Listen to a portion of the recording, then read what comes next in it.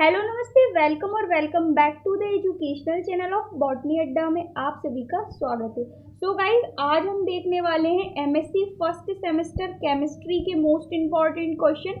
जैसा कि आप लोगों ने पिछली वीडियो में देख लिया होगा, मैंने आप लोगों को पेपर फर्स्ट के मोस्ट इम्पॉर्टेंट क्वेश्चन ऑलरेडी बता दिए हैं। आई होप आप लोगों ने चेक कर लिए होंगे, और अभी तक यदि नहीं किए हैं तो कर लेना, डिस्क्रिप्शन में मैंने लिंक दे दिए। और पर्टिकुलर आपकी जो सेपरेट प्लेलिस्ट है वो भी बना दिए। ठीक है, तो हिंदी इंग्लिश दोनों में हम देखेंगे। जैसा कि मैं आपको हर एक वीडियो में बोलती आती हूँ, अभी भी मैं आपको बता दे रही हूँ, अभी तक यदि आप लोगों ने सिलेबस मैच नहीं किया है तो कर लेना। न्यू सिलेबस मैंने आपको इसका ऑथेंटिक जो सिलेबस है वो चैनल पर अपलोड कर दिया है। यदि आपका सिलेबस मैच हो तभी आप इन सारे क्वेश्चन को कवर करेंगे। इसके अलावा यदि आपका सिलेबस मैच नहीं होता है तो आप इन क्वेश्चन को कवर नहीं करेंगे। ठीक है, तो ये छोटी सी बात आप याद रखिएगा। बाकी स्टार्ट करते हैं। आज हम पेपर सेकंड के मोस्ट इम्पॉर्टेंट क्वेश्चन देखने वाले हैं। पेपर सेकंड जिसका नाम है आप लोगों का ऑर्गेनिक केमिस्ट्री।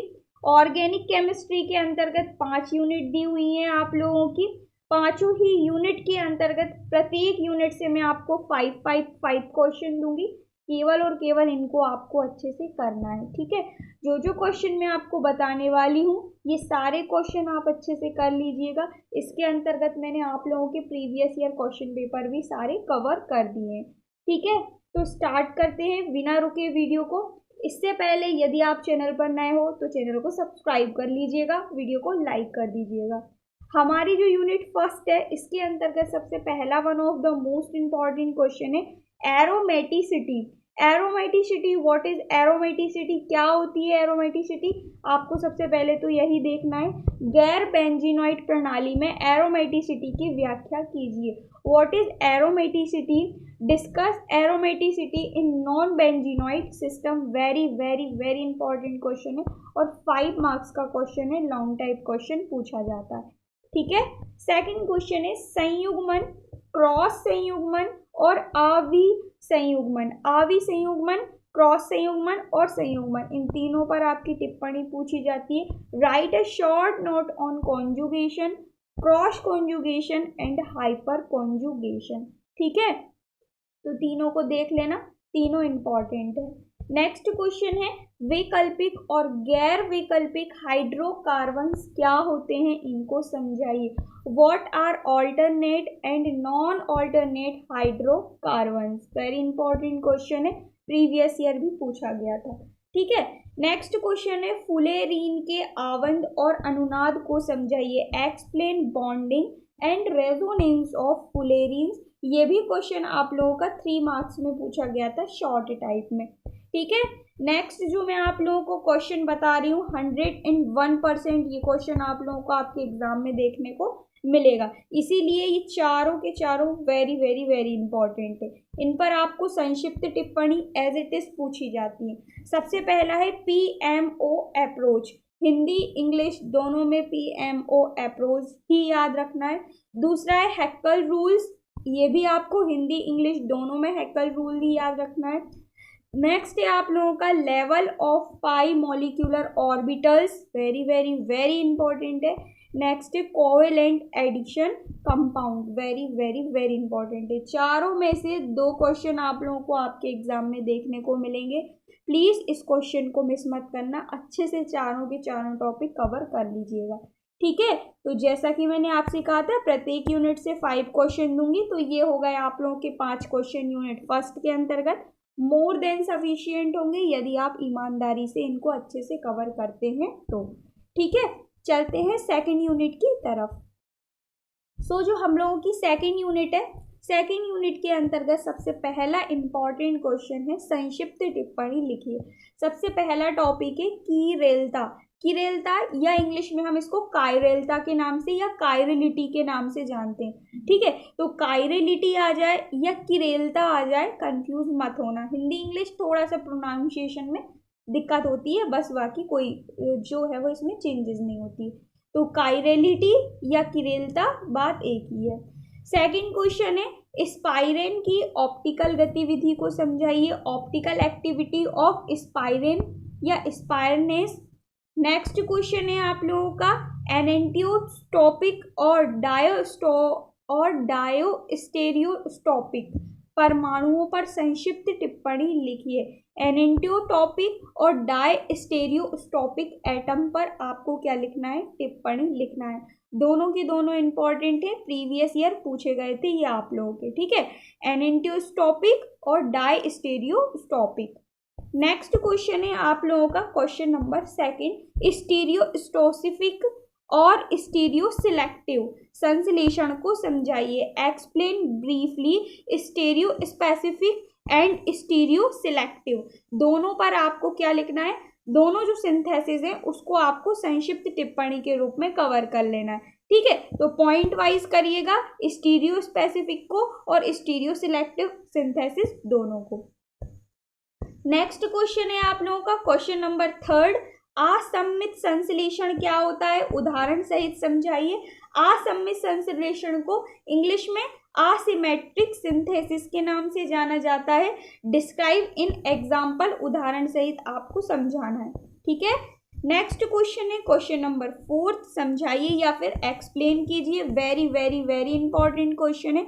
नाइट्रोजन, सल्फर और फॉस्फोरस, ये तीनों जो यौगिक हैं, इन तीनों यौगिकों की त्रिविम रासायनिक विज्ञान आप लोगों को देख लेना है, यानी stereochemistry of compounds containing nitrogen, sulphur and phosphorus. इन तीनों की आपको क्या देखना है, स्टीरियो केमिस्ट्री देखना है। वेरी वेरी वेरी इंपॉर्टेंट है, ठीक है। नेक्स्ट क्वेश्चन है क्वेश्चन नंबर 5, संक्षिप्त टिप्पणी लिखिए। सबसे पहला है थ्रियो एवं एरिथ्रो समावयवी, थ्रियो और एरिथ्रो आइसोमर्स। दूसरा है विभेदन विधियां, जिसको मेथड ऑफ रिजोल्यूशन के नाम से जाना जाता है। थर्ड है प्रकाशिक शुद्धता यानी optical purity. Very very very important है, जिसमें ये दोनों मोस्ट इंपॉर्टेंट है और ये 3 नंबर का पूछा जाता है शॉर्ट टाइप में, ठीक है। तो लॉन्ग और शॉर्ट दोनों के दोनों क्वेश्चन आप लोगों के कवर हो जाएंगे, बशर्ते जो जो क्वेश्चन दे रही हूँ उनको अच्छे से कर लेना, ठीक है। तो ये हुई आप लोगों की यूनिट 2 कंप्लीट। चलते हैं यूनिट 3 की तरफ। जो हम लोगों की 3rd यूनिट है, इसके अंतर्गत सबसे पहला one of the most important question है टैफ्ट समीकरण। व्हाट इज टैफ्ट समीकरण? हैमेट और टैफ्ट समीकरण के बीच अंतर लिखना है, यानी एक आप लोगों का हैमेट समीकरण है और दूसरा है आपका टैफ्ट समीकरण। दोनों अलग अलग है, दोनों के बीच अंतर लिखना है। टैफ्ट समीकरण क्या होता है ये भी देख लेना है, हैमेट समीकरण क्या होता है ये भी देख लेना है, ठीक है। Describe Taft equation, what is the difference between हैमेट and Taft equations.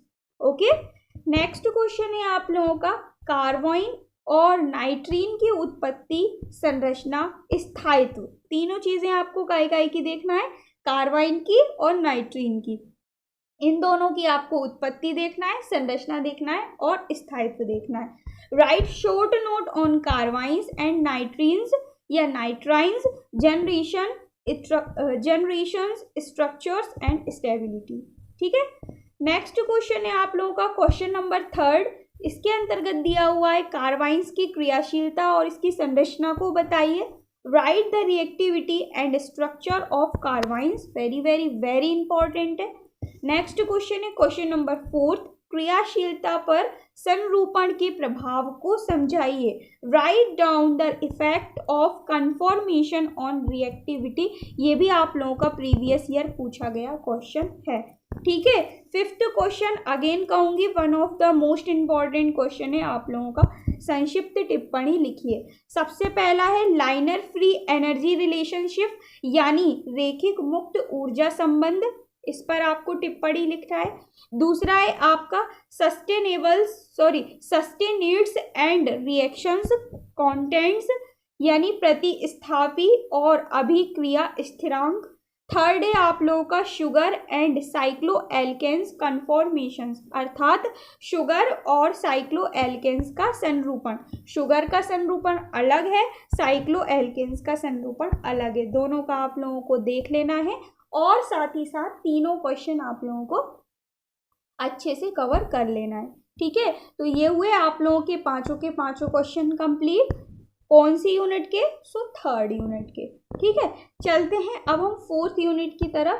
हम लोगों की जो 4th यूनिट है इसके अंतर्गत सबसे पहला one of the most important question है, किसी रासायनिक क्रिया की क्रियाविधि में मध्यकों की भूमिका को स्पष्ट कीजिए। Explain the role of intermediate in mechanism of any chemical reaction.